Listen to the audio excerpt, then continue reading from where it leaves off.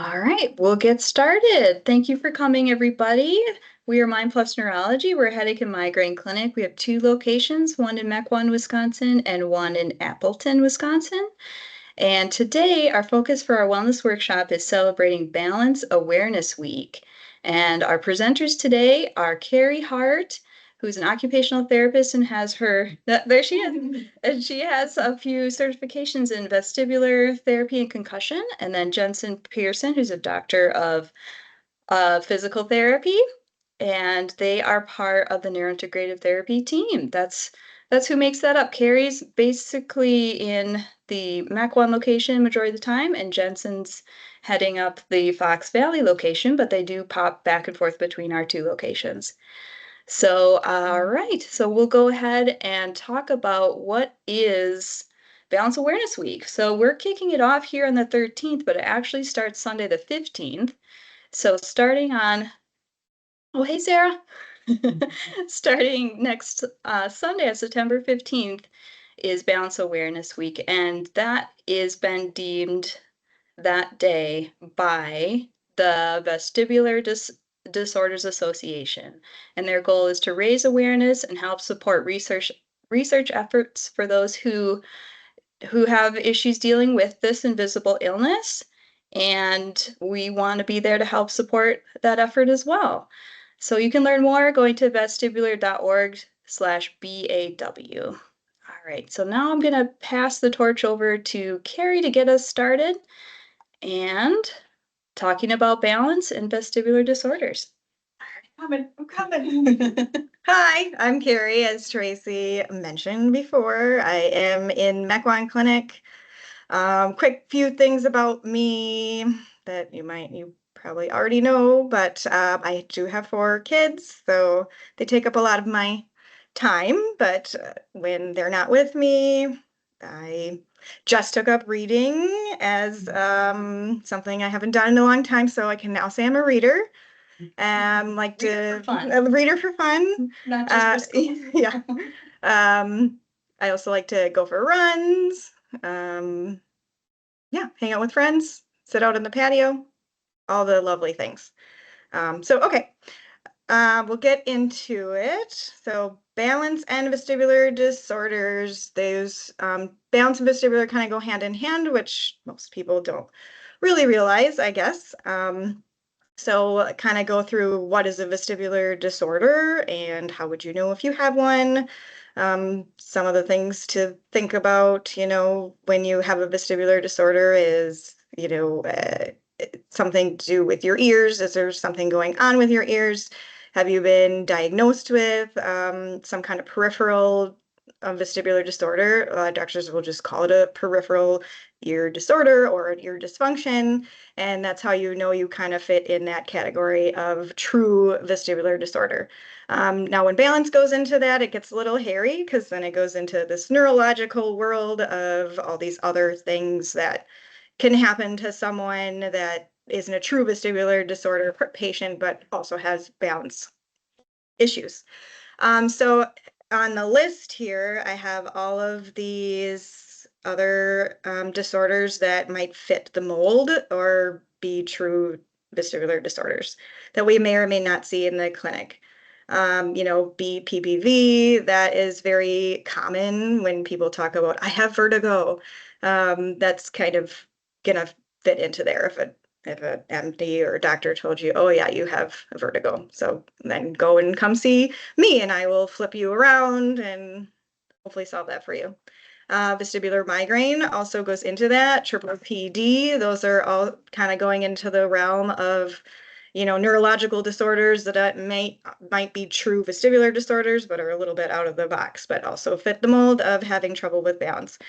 Meniere's disease, just age-related dizziness, like that's a very just blasé term of saying, I guess you're getting older and now you're dizzy, but there's a lot of things that go into that, like medication and being aged and your body not working as good as it used to. So injury to your head, injury to any part of your body that might influence an oncoming of disorder. Superior canal disease is something with dissonance, is having to do with your inner ear and just a difference in kind of the anatomy of it.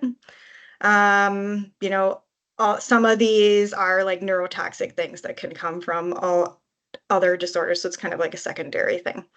Mal de bark is kind of feeling like you're on a boat and then staying that way.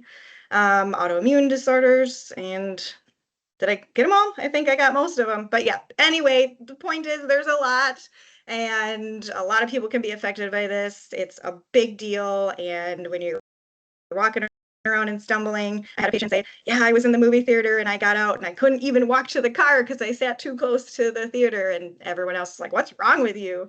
So it's just normal things that you want to do that can be affected. And so that's where we come in to help you.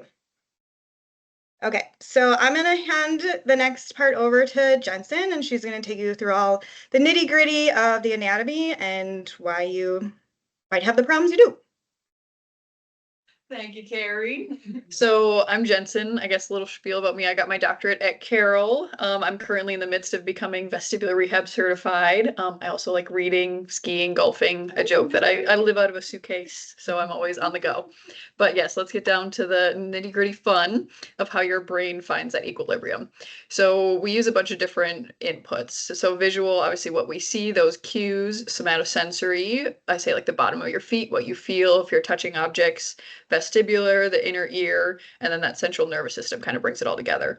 In my continuing ed course, we're also talking about how the auditory system, everybody wants to bring that more into play too, and the sounds that we hear, and arguing that that should be part of our equilibrium. So the vestibular system is something that most people don't know as much about. We jump ahead. All right, going back. So the system's job is to provide signals to your brain of where the world is around you in comparison to where your head is in space, both direction and speed of which you're moving. And it contributes to more than half of the information that is required to obtain and keep your equilibrium. So on the picture, you can see all those kind of little tubes, and it's filled with fluid. And I like to describe it to people as those like lever tools that you use with the little bubbles to show if your object is flat or not. That's essentially what those are doing in your brain to tell you, are you level, are you not? It's swishing all around and gives you feedback. So it's very complex, a lot of different things all go into one piece. And obviously if that gets thrown off, then kind of where is your body in space? You have trouble sensing that. Somatosensory allows us to stay stable by recognizing the tactile inputs from movement of feet, you touching a surface, postural stability and balance by communicating where your body is more or less than your head. And it contributes information about like textures, different feedbacks of that, and is really, really important. It's a lot of things that we do here too. Why balance is important to help then your inner ear of saying, why am I standing on one foot when I get dizzy when I look at something? That's that correlation. And then we have the great brain. So it takes everything, and the brain and the spinal cord work together. It takes all that incoming information and creates the appropriate motor response. So this is what I'm feeling. This is what's happening. How do we then act to remain upright and not tip over? And it determines if your body is the thing that's in motion or the objects around you are in motion. And if there's errors in that, signals can't be transmitted. It can lead to balance issues of, I feel like the world is spinning even though it's not. And that is then where we come into to kind of help all of those systems integrate correctly to make you balanced and sound. So I'm going to pass the torch back to Kari. She gets to talk to you about the fun stuff of balance at home and how we can help you. Back. Okay, so balance at home. We want to quickly go over things that you can do at home to help yourself out. If you feel like, oh, this is me, I totally fit in this category. What can I do to help myself? So we're going to help you. Tracy, how do I scroll on the bottom to see the rest? Will it go? Okay. I'm not very good at computers. I'm kind of like I'm showing my age. Okay. So the whole part being is that, when you're dizzy and you're imbalanced, you feel like you don't have any control over anything around you. And then you get out of control, and then you get anxious about being out of control. And then you kind of start this revolving door of being anxious and then being dizzy and then being more anxious and then being more dizzy. And then you feel like everything you can't control stacks on top of each other. And then you're like, forget it. I'm just going to either fall or not.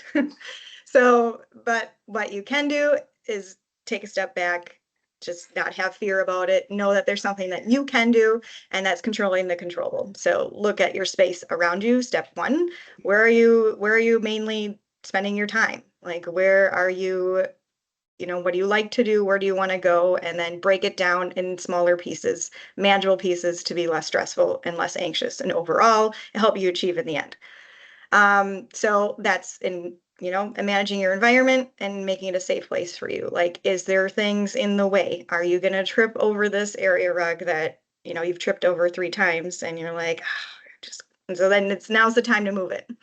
So move area rugs, put things out of the way, place objects within reach. If you feel like every time you reach up, you get dizzy, like, don't feel like you have to overdo it. Work within your realm to keep yourself safe. Be cautious of wet floors, if you have a lot of hard objects in your bathroom, like, be leery of that, you always have this little side table because you really like it and it's cute, but it might not be functional for you, and it's time to move it. If you get out of the shower, and you might slip and fall, and that might be a hazard to you. The bathroom is often the #1 place to fall, along with the kitchen, because we spend all of our time in there, and that's the time when we're moving around very quickly, trying to get ready. Things are wet, you're moving on different surfaces, you might not be wearing socks or shoes. So that's kind of a good room to start. Start moving things out of the way, try it out, see if it works for you, and go from there. Yeah, so, and also anybody can fall. So I mentioned before age-related dizziness, but that's not always true. We see a lot of younger, people in their most productive years that have issues that need help as well. So don't feel embarrassed because you're not the old person falling. Anybody can do it, and just take control of what you can. Again, get up and get moving. Also a great tip. Okay, so going from that, get up and get moving, take back your balance, take in charge of yourself, don't be shy, declutter your space. I kind of went over most of this. I guess I was ambitious on the other slide. Yeah, move furniture, get exercise, fuel up, take care of your, which is also something you don't think about, take care of your nails and your skin. Like, cut your nails, don't let them get too long, wear appropriate footwear. Maybe it's time to get some new shoes. It could be very simple as, like, you've been wearing those shoes for 10 years. It's time. So wear appropriate footwear, and when in doubt, see your physician, come see us. We have all kinds of tips and tricks that can help you out. Okay, so, which we are going to get to now, the fun part, but I'm going to kind of go through what you're going to see first before we do it. So talking about the other sides, how do we take control? Where do we start? What can I do at home? So we're going to kind of give you a demo of the things we like to do here in clinic that you can also take at home and do, obviously cautiously. So yeah, it takes time to learn, you go slow. So since it takes time, we always start within reason. At a beginner level, we take you to an intermediate level, and then we're gonna go to an advanced level. Beginner being just very simple. What are the simple things that you do in life? Stand up, sit down, go somewhere. What do we do to just be a standing human being? How do we go through that? And then we're going to progress you to, harder things, being on different surfaces, trampolines, other things. You want to go with your kid to the trampoline park. Maybe that's like a big goal for you. So this can be a great segue into doing those kinds of things. And then we go to advanced, adding cognitive demand. So like reading, looking at different colors, moving your head side to side. And that's where it kind of gets fun. And we like to have fun in here and do all kinds of things. So we're going to get started with that. And we have, guess what, another person. So this is Michelle. She is our friend here. We're going to use her as our patient, and we'll take you through each level. Okay, so I'm going to start out beginner level. As I said before, are you good, Tracy? Almost. Okay. I think I just want to make sure one more thing.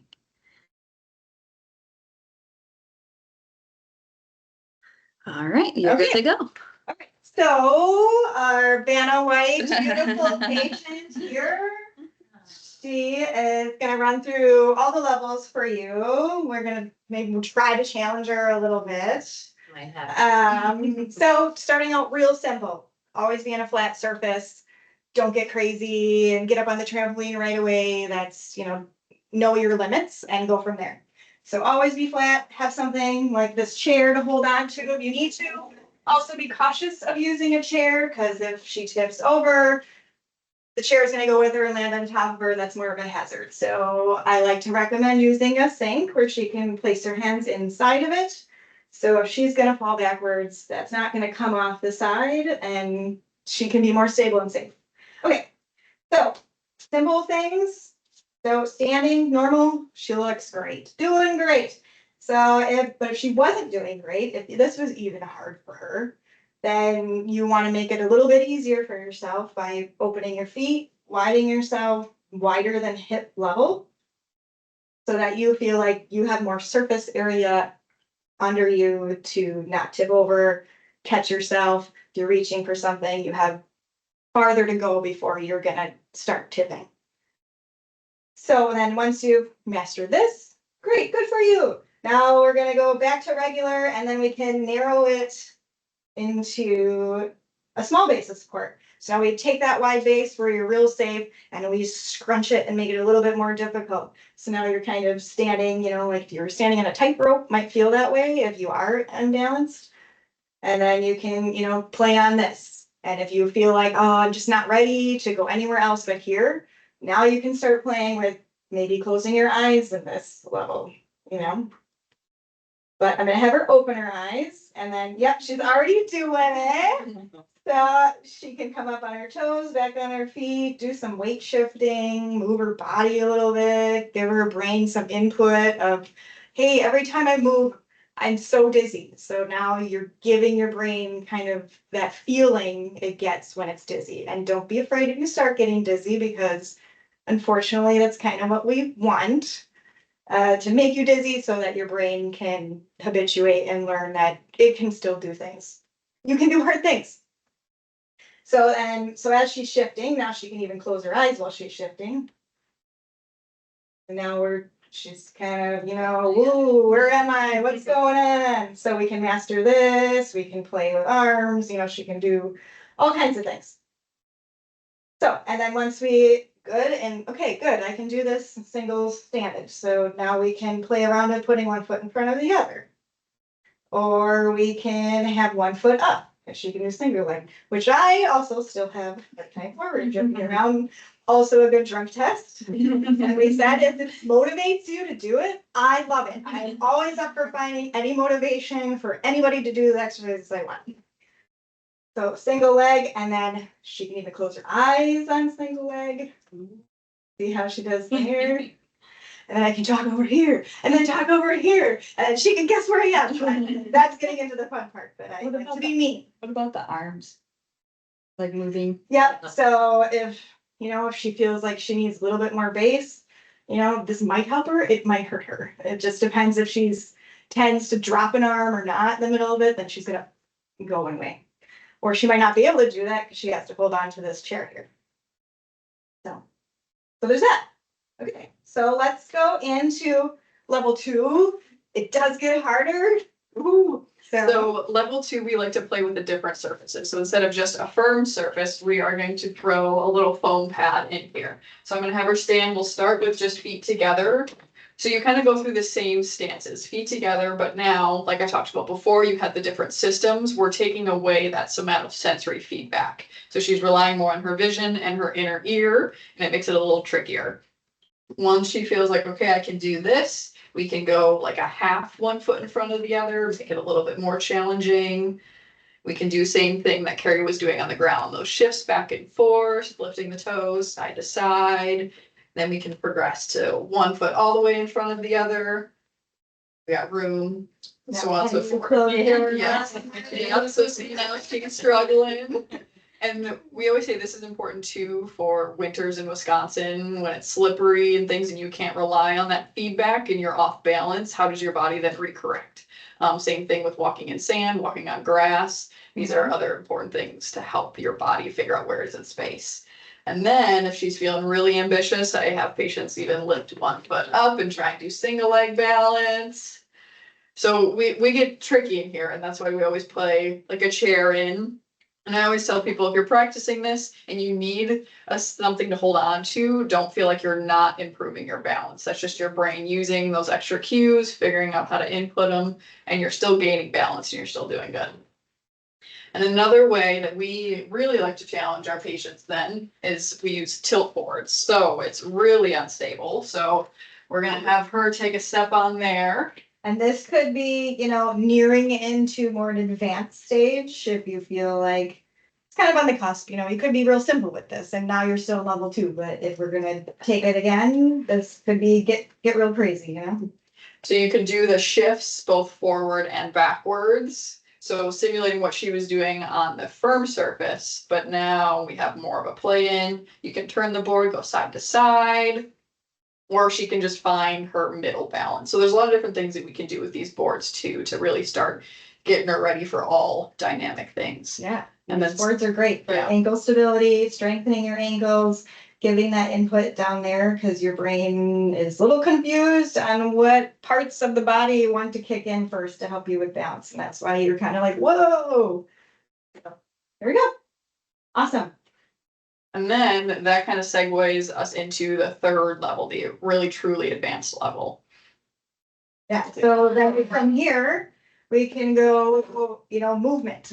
Now we've mastered standing still. We mastered standing still during services, but we've never moved. We're still in the same location. I still haven't gotten from my chair to the bathroom. I need to get there. So now we take all that and put it into motion. So we have her come out. And, obviously she can walk normal, practice that. She can learn a wide base of support, walking a little bit closer together with feet. I know we talked about wider, but if you slow down and think about what you're doing, you're going to be more likely to be able to concentrate on where you're going. Okay, so now we're walking closer together. And as you're walking closer together, you can try to bring one foot directly in front of the other. Just like we were on the pad, one foot in front of the other. So we can progress that to try. Oh, she's good. Sobriety test coming back. Okay, now say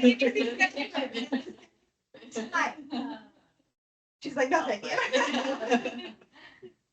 But however, I can have her, let's say, we can do this not walking. I can add some demand to make you think, right? So come up on here. I guess let's do it the other way. So now, let's say I have her be on the board, and now I have her do some kind of thinking, right? We talked about reading, make your brain work for it. Moving and gross motor is one thing, but your brain still has to connect those dots. So your brain will connect those dots a lot faster if you add a cognitive demand. So your brain will catch in. So I can have her maybe weight shift and move back and forth at the same time as reading this card. 8940572 0246319 6702715 2598704. So yeah, so this is where it gets really fun. You can have two cards. She can moving her head back and forth between cards. She can come off the board and she can be walking and reading those cards, as she's going. So there's just a lot of fun that we get into and get a little overzealous sometimes, like, wait, I'm not done. Let's try this. And my patient's like, I need a nap. Sorry, just really excited about this. But yeah, this is kind of how we progress it. At home, you can use a pillow, you can use a couch cushion, whatever you have on hand. Don't feel like you have to run out and buy all this equipment and, spend all this money. There are tons of things you can use at home. Instead of weights, use a soup can, cards, write a Post-it note on the wall, or just use a book and literally read it while you're walking back and forth. So lots of ideas. And like I said earlier, reiterated, we're here and we can help you with all kinds of tips and tricks. Yeah, that's it for the demo. Any questions, I guess, right? Mhm.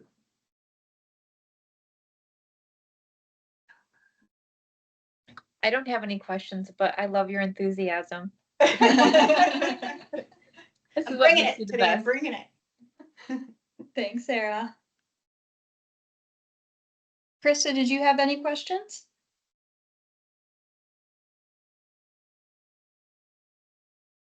Nope. Calling out. I know, and I joined late. I was in a meeting until about 10 minutes ago, so I just joined. Well, we are happy to have you 5 minutes or 10 minutes. I'll take what I can get. Yes, and Krista, we will be posting the recording online as well, so you can always catch it at a later time. Thank you kindly. So, okay. Well, thanks for joining us. Like I said, reach out with any questions. We're here. Give a call, shout out. That's right. Yep, you can give Mind Neurology a call. We do support our headache and migraine patients with therapies like this that deal with balance, vertigo issues, vestibular system issues, and a number of other Yeah, So the reason- fun doesn't stop yeah, there. the fun doesn't stop there. There's many reasons to utilize our neurointegrative therapy as means to supporting you as a patient of Mind Plus. All right. Well, thank you again. Bye, guys. Thank you. Bye. Thank Thank you. you. Have a good rest of Bye. your day. Happy Friday.